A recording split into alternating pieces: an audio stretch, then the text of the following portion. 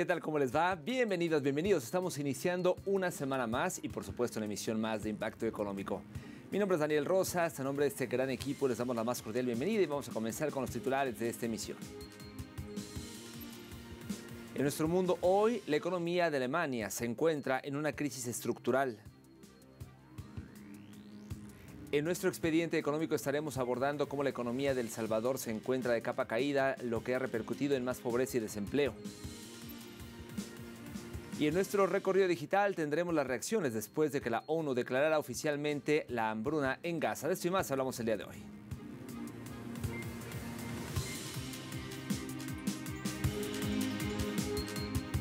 Momento de comenzar con la información. El canciller alemán reconoció que resolver los problemas económicos del país está resultando una tarea más grande de lo que el gobierno pensaba. Nos referimos por supuesto a Merz, quien también criticó el trabajo de su gobierno de coalición, indicando que no está satisfecho con lo que hemos logrado, citando sus palabras, hasta ahora, y pidió a sus aliados que hagan más para poner en práctica su política acordada, crítica con la inmigración y favorable a la industria. También declaró que la economía alemana registra una contracción del 0,3% en el segundo trimestre en comparación con los 3 primeros meses del año. Merz subrayó que en gran parte de la economía ya no está realmente competitiva, Y en este contexto, el líder alemán destacó que uno de los muchos mensajes de esta tendencia es la caída del 36% en los beneficios después de impuestos del gigante automotriz Volkswagen. La recesión económica en Alemania comenzó tras su rechazo al gas ruso y la imposición de sanciones a gran escala en contra de Moscú. La sustitución de los recursos energéticos rusos por alternativas mucho más caras ha tenido un fuerte impacto en el desarrollo de la industria germana y en el aumento de los precios de los productos de fábrica debido a este encarecimiento de la energía. Numerosas empresas decidieron de hecho trasladar su producción al extranjero.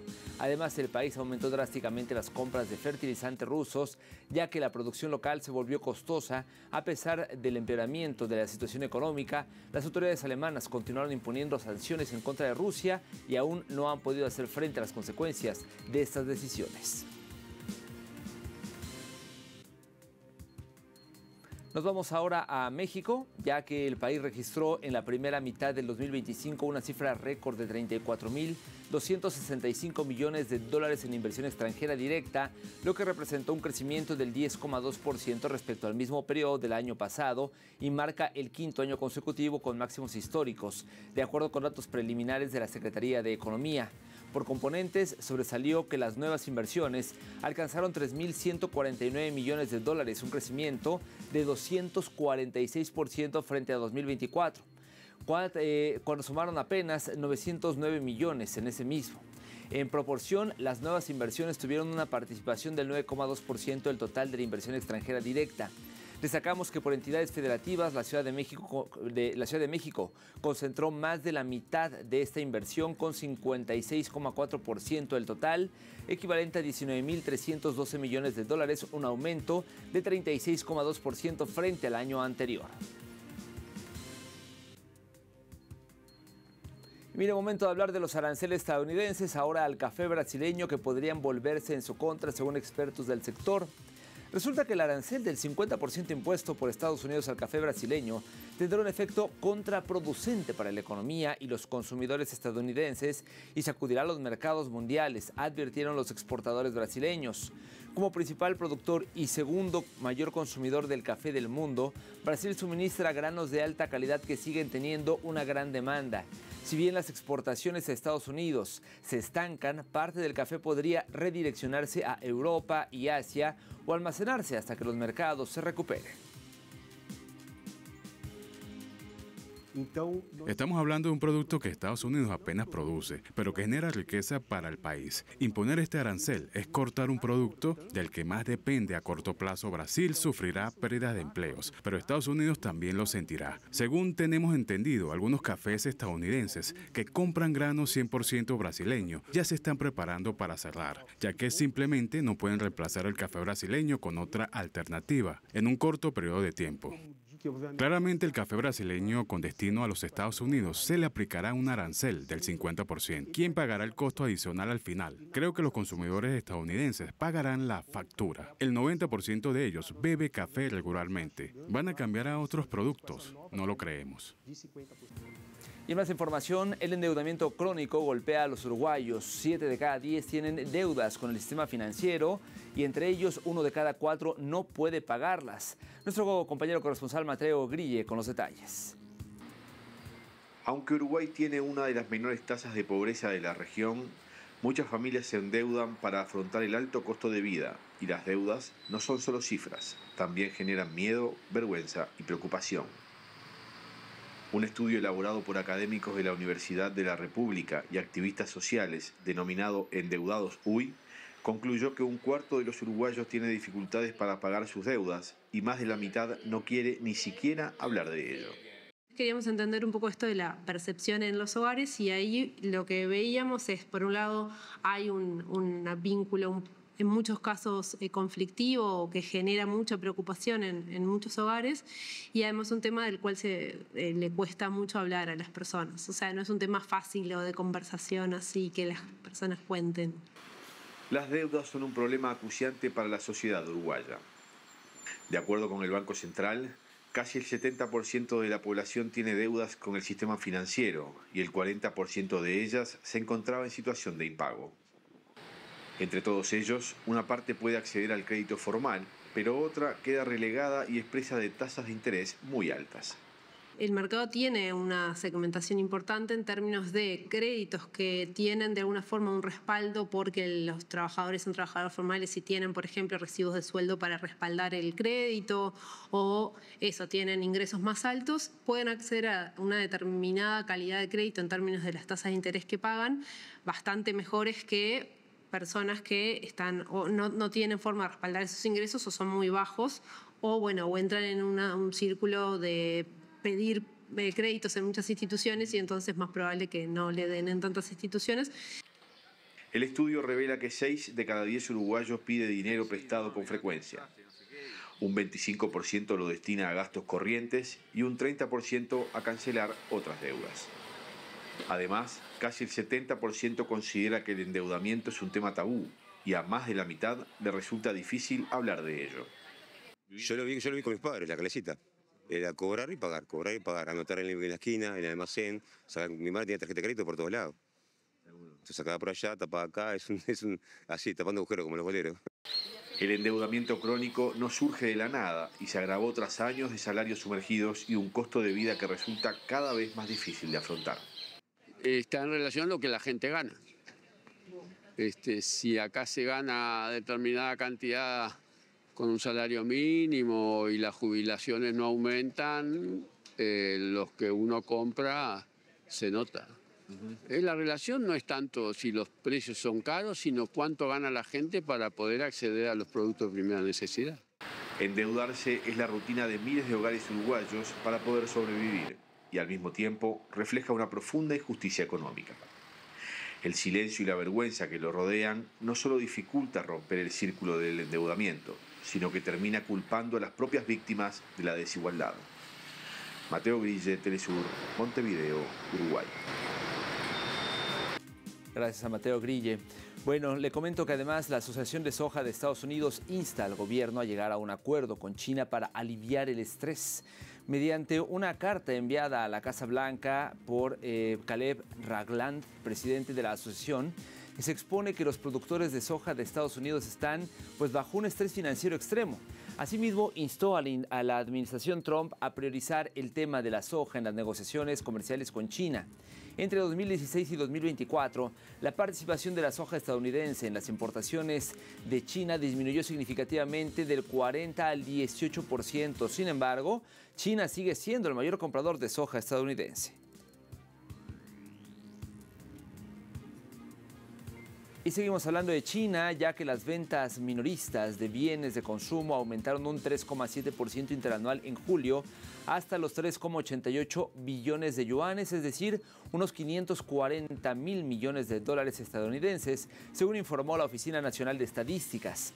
El programa de intercambio de bienes de consumo siguió impulsando el crecimiento entre los principales minoristas y bueno, las ventas de electrodomésticos aumentaron un 28,7% interanual, mientras que las de muebles y artículos de papelería, de oficina, aumentaron un 20,6% y un 13,8% respectivamente, según mostraron los datos. Asimismo, el volumen de ventas de automóviles de pasajeros aumentó un 6,3% en el mismo mes, entre los cuales el de los vehículos de nueva energía aumentó un 12%, según las estadísticas de la Asociación de Concesionarios de Automóviles.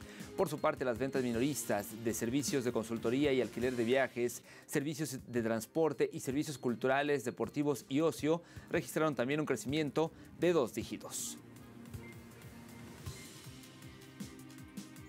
Vamos a hacer una primera pausa en esta emisión, pero no se vaya. Al regreso de nuestro expediente económico estaremos abordando cómo la economía de El Salvador se encuentra de capa caída, lo que ha repercutido ya en más pobreza y desempleo. Volvemos.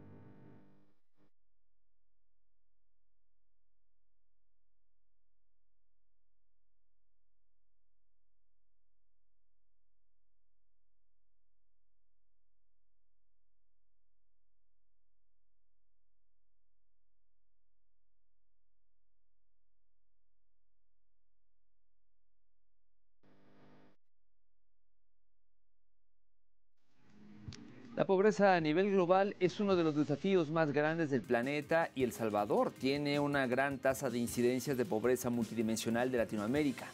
Según cifras oficiales, aumentó del 26,8 al 30,3% entre 2019 y 2023, por lo que este país centroamericano enfrenta grandes retos estructurales como lo son la baja productividad, el deficiente capital humano, altos déficits fiscales y una deuda pública que alcanzó el 88,9% del Producto Interno Bruto al cierre del 2024.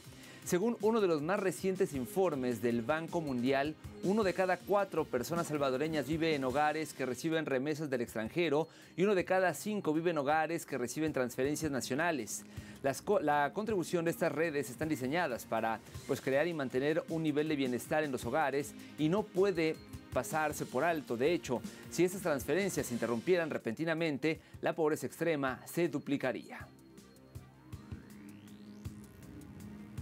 Durante los últimos años, el costo de la canasta básica aumentaría en el país centroamericano, teniendo una tendencia alcista que sin duda, generaría una situación que impacta directamente en el poder adquisitivo de miles de hogares salvadoreños. Los datos recientes de la Oficina Nacional de Estadísticas y Censos indican que la canasta básica urbana alcanzó los $253, con una variación mensual de $483. Esto impulsado por los incrementos en las porciones de pan francés, de las tortillas, en el grupo de verduras por papa, cebolla, chile verde, tomate, el huisquil y también repollo, mientras que la rural se situó en torno a los más de $182, con un aumento mensual de $4,82, siendo en este caso la porción de tortillas y huevos las que más presionaron en el incremento. Y es que erradicar la pobreza implica necesariamente mejorar la calidad del empleo y por ende de los salarios. El Salvador enfrenta problemas relacionados con la baja productividad, la composición sectorial de la producción y también los desincentivos para el trabajo formal. Debido a estos desafíos, los mercados laborales salvadoreños se caracterizan por la informalidad, la precariedad y una alta tasa de inactividad femenina. Cabe destacar que pese a que la tasa de desempleo es baja, tiene una alta informalidad, según cifras oficiales del mercado de trabajo de la Federación de Cámaras de Comercio del Istmo Centroamericano, uno de los índices más altos de la región en 69,1%, y esto equivale a que 7 de cada 10 salvadoreños ocupados se encuentran en el sector informal, donde existe incertidumbre incertidumbre de los ingresos y no hay cobertura social de salud ni pensiones. En cuanto al salario básico en El Salvador, se encuentran actualmente en unos 408,80 dólares para el sector comercio y servicios, mientras maquila y confección está en 402,32 dólares. Para el sector agricultura está en 305,23 dólares. Estos pues fueron los montos en los que cerraron tras el aumento del 12% del pasado mes de junio.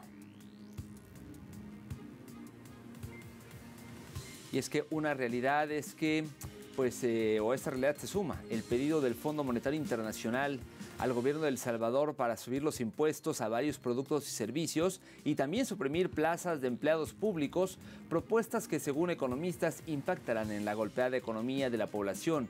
Recibimos el informe de nuestro corresponsal en San Salvador, Roberto Hugo Presa. Ahora ya no hay acceso a la información pública.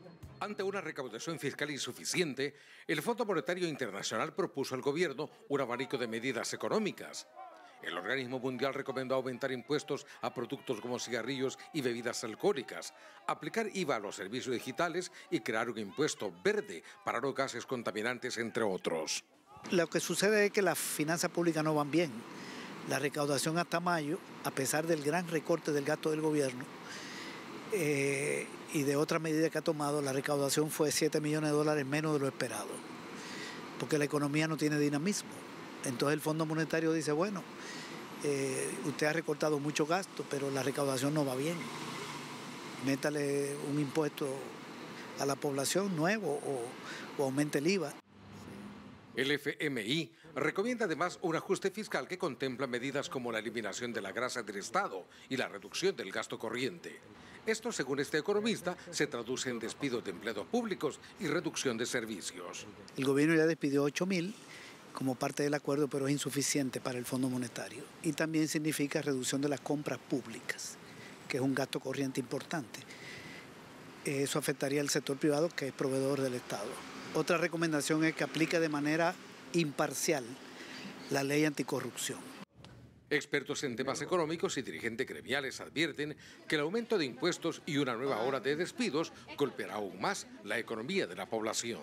Esto es un grave retroceso, impacta negativamente no solamente en la calidad de vida de las personas despedidas, sino que también impacta en toda la economía de nuestro país. El tema de los subsidios habría que buscar la manera de que no se siga beneficiando a personas que no lo necesitan. Esa es una forma de reducir totalmente el gasto, totalmente de acuerdo con eso, pero tampoco desfavorecer a las personas que lo necesitan.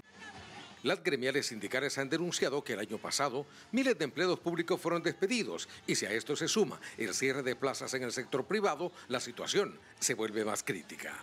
Hemos enfrentado solo el año pasado más de 15.000 despidos en el sector privado por cierre de empresas, principalmente en el sector maquila, que han migrado hacia Honduras, Nicaragua, que han migrado aquí mismo en la región, porque El Salvador no ofrece una seguridad jurídica para estas empresas. Recientes sondeos de opinión revelan que la economía, el desempleo y el alto costo de la vida son los principales problemas que afectan a los salvadoreños. Roberto Hugo Presa, Telesur, El Salvador. Y es que la economía salvadoreña tuvo un raquítico crecimiento del 2,5% en 2024, el más bajo de Centroamérica, de acuerdo a lo que evidenció, o mejor dicho, esto evidenció el fracaso del modelo neoliberal impuesto por Nayib Bukele bajo la tutela del Fondo Monetario Internacional. Según el expresidente del Banco Central, Carlos Acevedo, los 12.000 despidos en 2025 y el brutal recorte del gasto público exigidos por el organismo financiero internacional profundizan la recesión, mientras sectores clave como el azucarero se derrumban con sus exportaciones cayendo un 27,6%, alcanzando solo 121,4 millones de dólares, el peor registro desde el año 2016. La deuda pública estratosférica, que asciende a 33.130 millones de dólares, es decir, 89,2% del PIB, estrangula al país. El servicio de la deuda consumirá 2.784 millones de dólares en 2025, un 28,8% del presupuesto nacional, robando recursos para salud y educación. Las remesas, que alcanzan 4.837 millones de dólares en 6 meses, son un parche humillante que no oculta la emergencia sobre las familias que dependen de la migración forzada, mientras Bukele incumple su promesa de impulso económico. Hacemos una segunda pausa en la emisión del día de hoy. Al regreso en nuestro recorrido digital tendremos las reacciones después de que la ONU declarará oficialmente la hambruna en Gaza. Ya volvemos.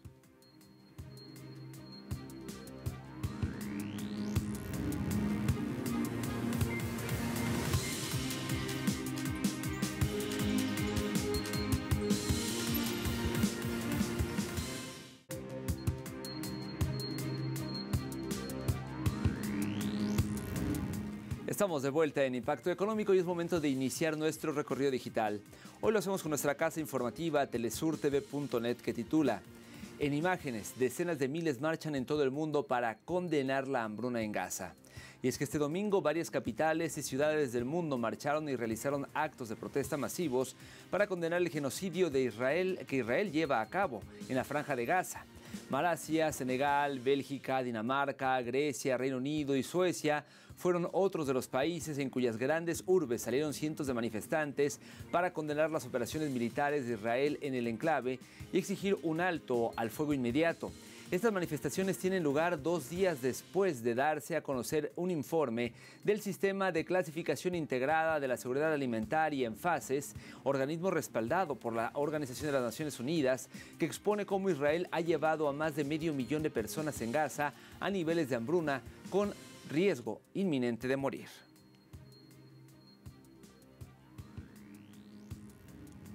Avanzamos con últimas noticias que nos muestran en su titular: empresarios larenses establecen alianza comercial con Turquía y países del Musaid.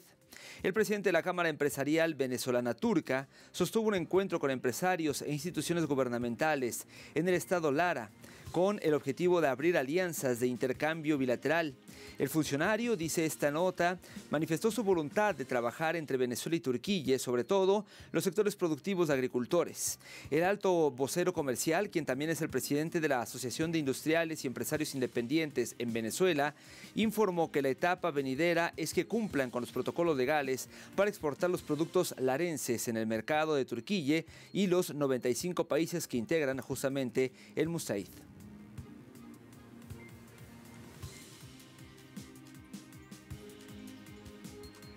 Por su parte, la agencia de noticias Prensa Latina nos muestra: más argentinos desconfían de la inflación de lo que informa el gobierno.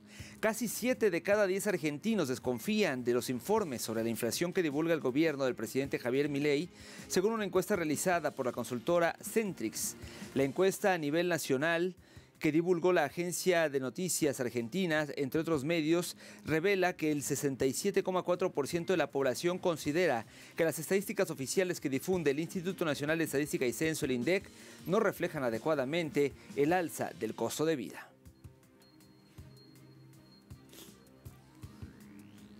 Y para cerrar nuestro recorrido digital lo hacemos con Europa Press, que titula: todas las comunidades autónomas han superado este año el precio máximo de alquiler, según Fotocasa.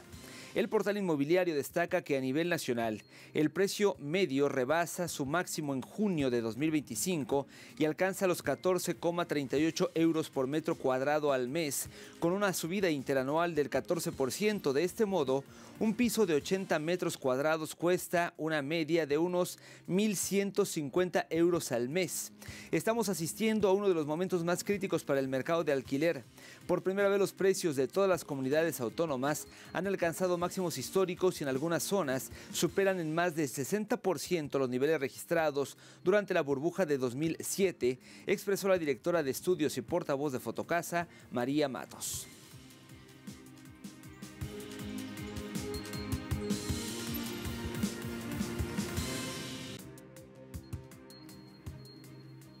Momento de revisar cómo se encuentran los precios del petróleo. El barril de petróleo intermedio de Texas, el WTI, marcó un precio de $63.66, una subida de 14 céntimos de dólar. En el caso del barril del Brent de referencia en Europa, se ubicó en $67.73, también un incremento de 6 centavos de dólar, mientras que el crudo promediado por la OPEP marcó un precio de $70 con 26 centavos, un incremento de 25 centavos de dólar.